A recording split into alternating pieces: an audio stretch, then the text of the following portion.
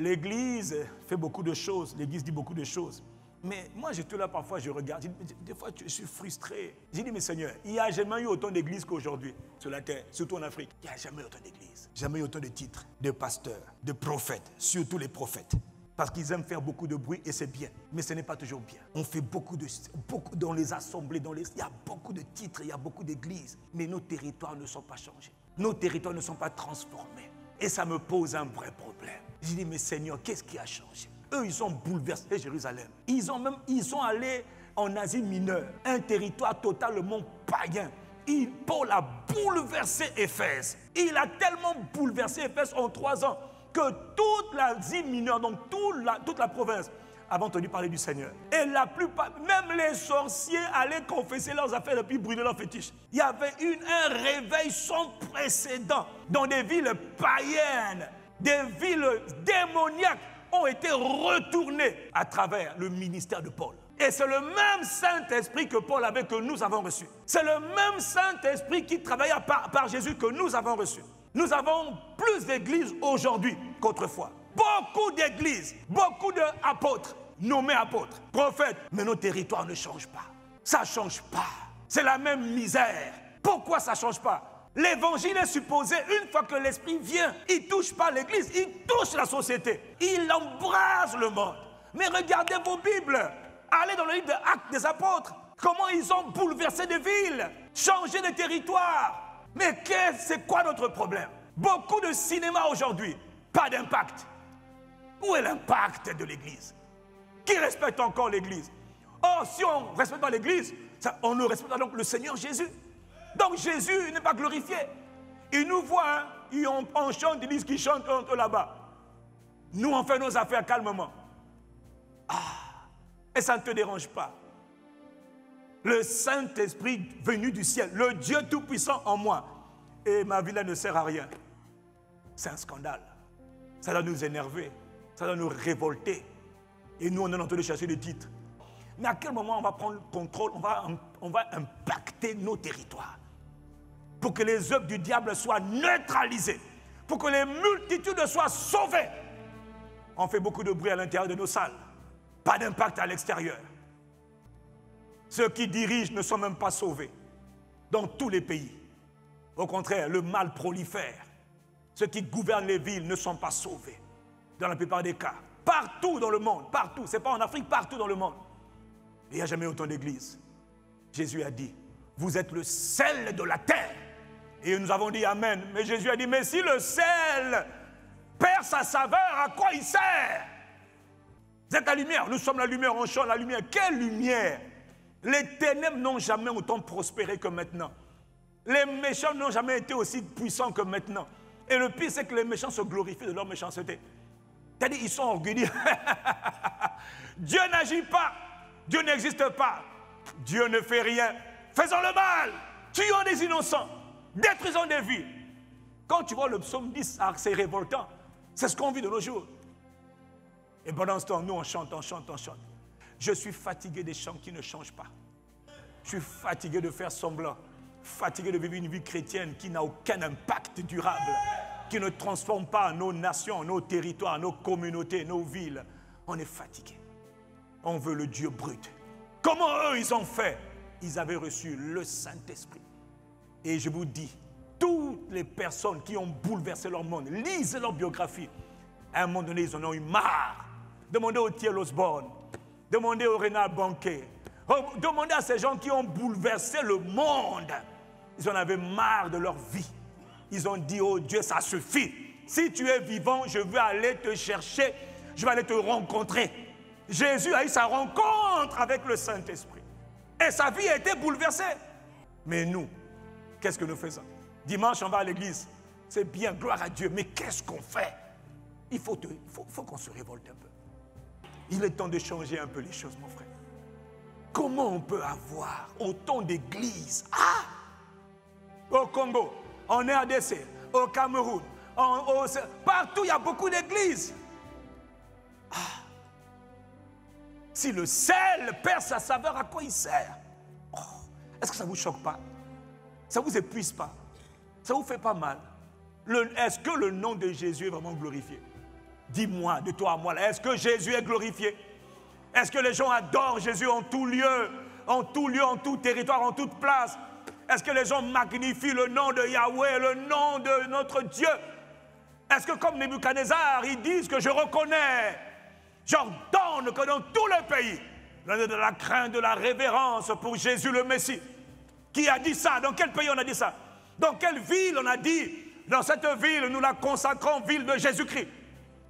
Qui a dit ça? Nebuchadnezzar avait fait une confession publique. J'ordonne que dans tout mon royaume, il y a de la crainte, de l'honneur, de la révérence, du respect, de l'adoration pour le Dieu de Daniel, le Dieu de Shadrach, Meshach, Abednego. Aucun Dieu ne sauve comme lui. Aucun Dieu ne lève comme lui. Je suis le roi, c'est vrai, mais je reconnais que ces enfants-là, ils sont différents. Je vous prends comme mes conseillers. Il dit, petit, aidez-moi. Petit Daniel, Shadrach, Abednego, gouvernez avec moi. Il dit, ok, comme tu insistes, vieux, on va diriger avec toi. Le roi dit, je fais une statue. Et il dit, non, pas la statue, ça c'est pour dire, fais un élève plutôt le nom de Jésus. Il dit, oh petit, mais j'ai toujours fait comme mes ancêtres m'ont demandé. Arrête ça, oh roi, tourne-toi vers le Dieu vivant. Mets fin à tes péchés. Il dit, ok. Où sont ces hommes? Où sont ces hommes qui ont impacté les rois, impacté les gouvernants, impacté les territoires? On fait beaucoup de cinéma. Il faut revenir au modèle original. Comment ils ont fait? Ils ont attendu l'Esprit. Ils attendaient le Saint-Esprit et sa puissance. Je dois vous dire une chose, quand on attend le Saint-Esprit et sa puissance, on s'ouvre à tout. On ne sait pas parce qu'on attend seulement Dieu. On veut le Dieu des réalités. On veut Dieu. On veut chercher Dieu. Je sais que toi tu cherches les enfants, toi le mariage, toi la carrière, toi le voyage. Ce n'est pas mauvais. Mais je viens te dire qu'il y a autre chose qu'il faut chercher. Ou plutôt il y a quelqu'un d'autre qu'il faut chercher. Et quand tu l'as trouvé, tu fais coup double. Elle dit que je te trouve, et toi je trouve en même temps ce que j'ai cherché ailleurs. Cherchez d'abord le règne de Dieu et sa justice et tout le reste vous sera donné. Mais cherchez d'abord le règne. Qui dit ça? Jésus. Pourquoi tu le dis? Parce que moi c'est ce que je fais. Jésus dit, moi c'est ce que je fais. Vous me voyez là. Ma vie n'est que pour le roi. Je vis pour la gloire du Père. Je n'ai pas d'intérêt particulier. Je vis pour que le Père soit glorifié sur la terre. Je cherche que le règne de Dieu soit établi. Parce qu'il y a trop de règne sur la terre. Le règne de la maladie. Le règne des infirmités dans les nations, dans les territoires. On a une épidémie quelque part dans notre pays. On blâme le gouvernement. Je suis désolé. On doit blâmer l'Église dans le pays. L'Église doit être blâmée. Oui. Si le diable peut causer la mort dans tout le territoire, l'Église est ça. Mais qu'est-ce qu'on fait, Église? À quoi sert l'Église alors? L'appui et la colonne de la vérité. L'armée des cieux sur la terre. La police spirituelle. Les forces de défense et de sécurité. Ce n'est pas les Moundou qui les Kalachnikov, c'est les intercesseurs. Ils sont où? Oh, le gouvernement n'a pas fait. D'accord, mais toi, tu as fait quoi, Église? Du haut des cieux, Dieu blâme l'Église. Tu penses que Dieu donne la responsabilité du territoire à ceux qui gouvernent seulement? C'est faux. Il y a plein de choses qu'on peut changer, mais dans l'intercession, on nous a beaucoup embrouillés. L'Église, du temps de Samuel, du temps de Daniel. Hey, je demande à Dieu, fais-moi grâce. Je suis fatigué de ma vie chrétienne. Ils avaient l'Esprit. Regardez ce qu'ils ont fait avec le Saint-Esprit. Ou plutôt ce que l'Esprit a fait avec eux. Ils ont changé de territoire. Ils ont conquis des royaumes hostiles par la puissance du Saint-Esprit. Et nous, on dit quoi? Les épidémies se passent dans notre territoire. Tu penses du temps de Samuel, quand le malheur venait dans son territoire. Hey, Samuel, prophète authentique du Dieu vivant. Beaucoup de prophètes se disent prophètes. Mais il y a prophète, il y a prophète. Il y a des prophètes comme les Daniel, comme les Samuel. Ils impactaient des territoires. L'ennemi ne pouvait pas venir opérer dans leur territoire, jamais. Aussi longtemps, dans 1 Samuel 7, Aussi longtemps que Samuel était en vie, les Philistins, l'ennemi n'a pas pu vaincre Israël. Parce qu'il était la sentinelle, le surveillant, le gardien. Église, il faut qu'on se l'éveille, qu'on se lève. Comment le diable peut venir dans nos familles, faire des ravages? Et puis nous, on est là. Ça doit nous mettre de la colère. Le glorieux Saint, le tout-puissant Dieu vit en nous. Et les choses se passent. Et ça ne nous émeut pas. Ça ne nous écœure pas. On n'est pas scandalisé. Le mal prolifère. Même ceux qui acceptent Jésus sont oppressés par Satan. Et tu es indifférent. Indifférent. Pasteur indifférent. Assistant pasteur indifférent. Diacre indifférent. Frère indifférent. Alors qu'à côté de toi, les gens sont en train de souffrir, molestés, tourmentés par le diable. Et ça ne nous émeut pas. Ça ne nous fait pas mal. Les gens se donnent au Seigneur. Et sous la pression des ténèbres, ils repartent dans le monde. Ça ne nous scandalise pas. Ça ne nous dégoûte pas. Alors que nous avons reçu le glorieux Saint-Esprit.